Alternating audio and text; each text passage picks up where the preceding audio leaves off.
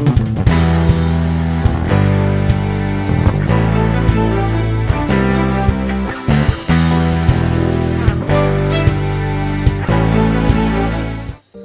Bapak Ibu Saudaraku yang kekasih di dalam Tuhan kita Yesus Kristus.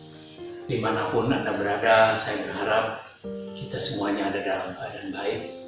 Selamat berjumpa kembali di dalam renungan singkat yang saya sampaikan pada hari ini.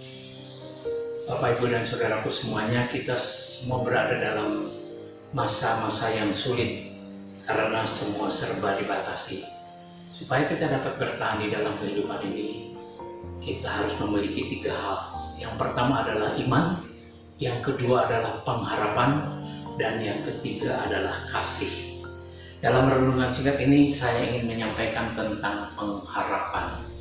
Pengharapan itu sama pentingnya dengan udara dan air bagi kehidupan kita. Tanpa udara dan air, maka kita tidak dapat melanjutkan kehidupan ini. Orang yang tidak memiliki pengharapan, dia akan mengisi hidupnya dengan keputusasaan, dan tidak jarang mereka mengambil jalan singkat karena pada dasarnya mereka tidak punya pengharapan. Jadi setiap orang yang memikirkan masa depannya, dia harus memiliki pengharapan di dalam hidupnya. Untuk apapun yang kita kerjakan dalam hidup ini, entah itu studi, entah itu berusaha, entah itu bekerja, ya, semuanya harus disertai dengan pengharapan. Ibarat seorang pembajak yang mengerjakan ladang, dan ibarat seorang mengirik yang membersihkan gandum. Mereka harus mengerjakannya dalam pengharapan. Artinya ia memiliki pengharapan bahwa pada saatnya mereka akan memperoleh bagiannya. Tetapi semua penggenapan pengharapan itu sangat bergantung kepada faktor manusianya. Di dalam Alkitab, pengertian pengharapan itu berbeda dengan pengharapan yang kita jalani dalam kehidupan kita sehari-hari. Dalam kitab Amsal dikatakan demikian, harapan orang benar akan menjadi sukacita, tetapi harapan orang fasik menjadi sia-sia. Apa sih bedanya orang benar dengan orang fasik? Orang benar di dalam kehidupannya pasti melibatkan Allah, tetapi orang fasik tidak akan melibatkan Allah di dalam hidupnya. Jadi ingin saya sampaikan bahwa setiap orang yang hidup tanpa Allah, sebetulnya mereka tidak punya pengharapan. Tapi orang benar yang melibatkan Allah di dalam hidupnya, pengharapan itu akan terwujud, dan pada saatnya orang itu akan mengalami sukacita. Jadi ketika orang yang benar itu percaya bahwa Allah itu adalah Allah yang hidup, percaya bahwa Allah itu adalah Allah yang dapat bertindak, percaya bahwa Allah itu punya kuasa, dapat campur tangan dalam hidup orang percaya, dan yakin bahwa Allah itu pasti menggenapi janjinya, maka akibatnya harapan itu akan menjadi sebuah kenyataan. Saya akan membacakan surat Kolose pasal yang ke-1 ayat yang ke-23 yang berbunyi demikian. Sebab itu kamu harus bertekun dalam iman, tetap teguh dan tidak bergoncang, dan jangan mau digeser dari pengharapan Injil yang telah kamu dengar dan yang telah dikabarkan di seluruh alam di bawah langit, dan yang aku ini, Paulus, telah menjadi pelayannya.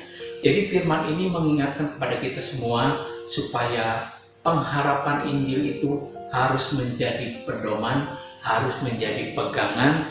Kita tidak boleh goyah, kita tidak boleh tergoncangkan oleh keadaan, dan jangan tergeserkan pengharapan itu oleh hal-hal yang lain.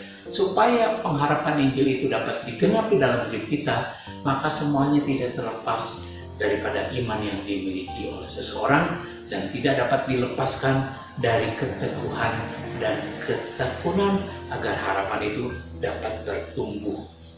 Ketika seseorang memiliki harapan yang alkitabiah, maka orang itu tidak akan memprioritaskan pengharapan yang duniawi. Kenapa?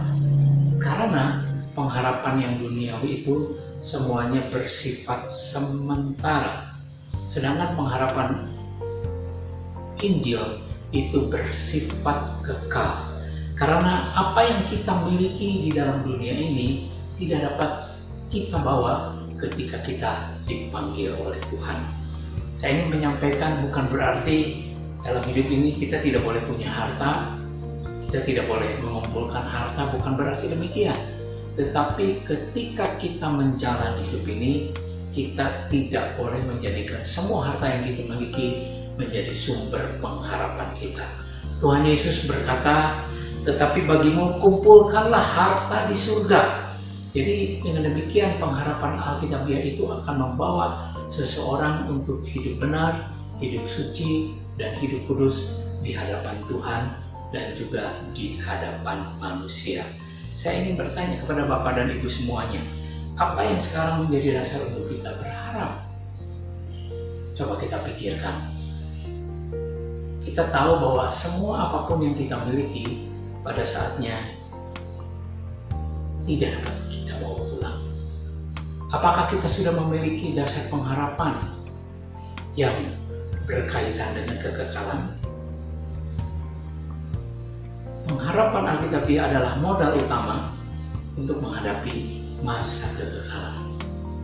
Pengharapan apa saja yang dapat kita raih ketika kita menjadi orang percaya yang teguh dan kita memegang pengharapan itu dalam diri kita?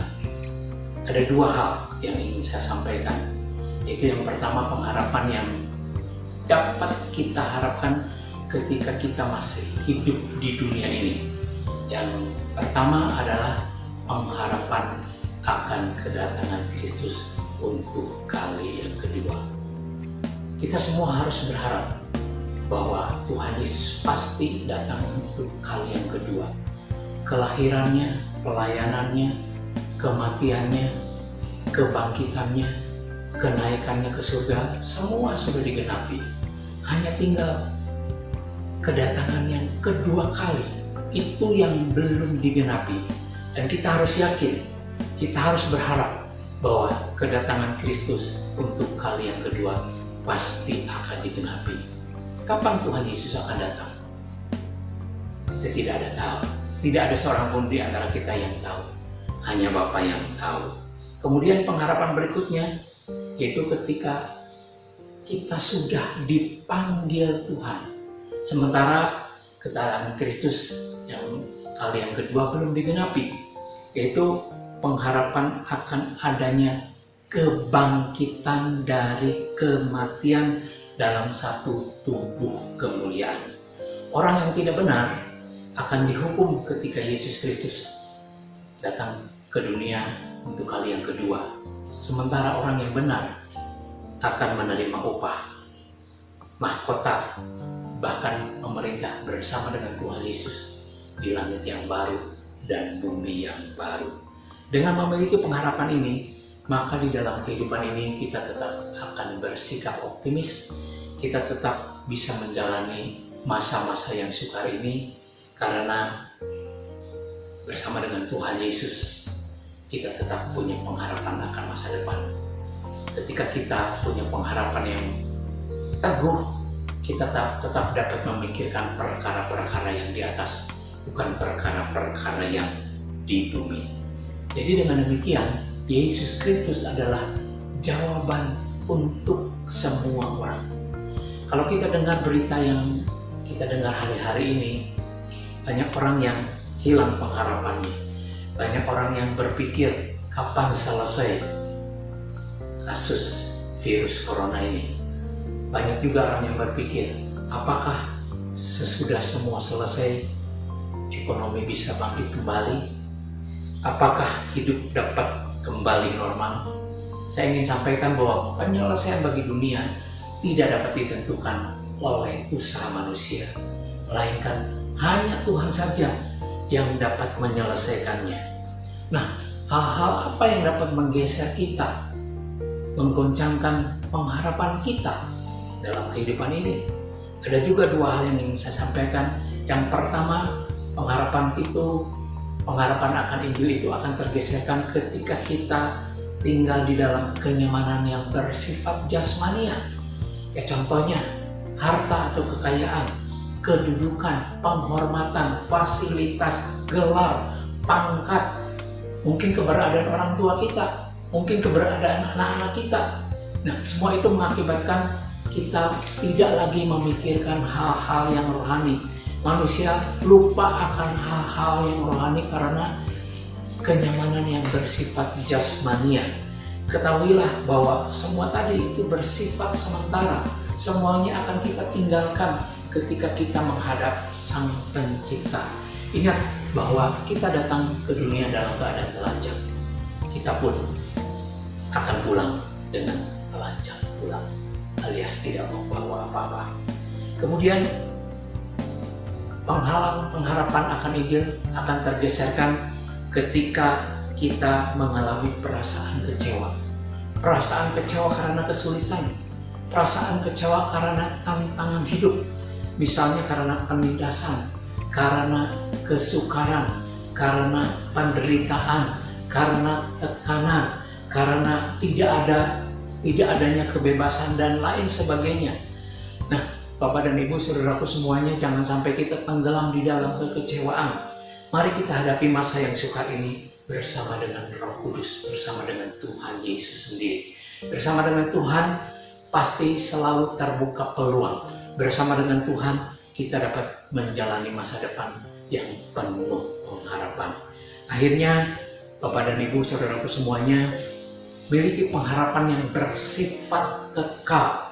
Apa yang kita harapkan, yakin bahwa itu pasti akan terjadi karena pengharapan kita bukan didasarkan kepada kekuatan kita sendiri, tetapi pengharapan kita didasarkan kepada Allah.